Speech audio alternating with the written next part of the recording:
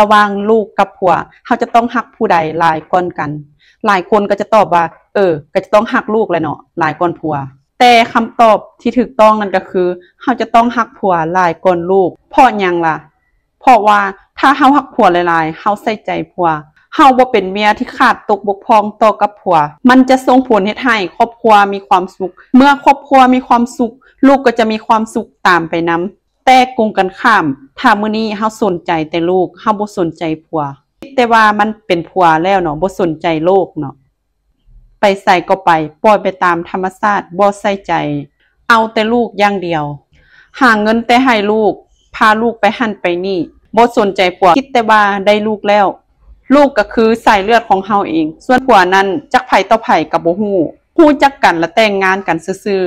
ๆดีก็เอาบ่ดีก็แล้วแต่สิ่งเหล่านี้เมื่อโดนไปผัวก็ไปมีเมียน้อยห้อยก้นไปมีผู้แซ่ผู้สาวเอาเงินนายออกไปสู่คนทางนอกเฮ็ดไปเฮ็ดมาก็คือเกิดมีสงครามคนในครอบครัวของเฮาเองซึ่งมันก็จะส่งผลเฮ็ดให้ลูกเฮาหันบ่มีความสุขและในที่สุดผัวเมียก็ได้มีการหย่าร้างกันขึ้นมาเมื่อหย่าร้างกันขึ้นมาลูกอยู่กับแม่ก็จะบ่มีพ่อลูกอยู่กับพ่อก็จะบ่มีแม่ก็จะเฮ็ดให้ลูกเฮาขาดความอบอุ่นสรุปแล้วก็คือเฮาจะต้องใส่ใจผัวหลายก่อนลูก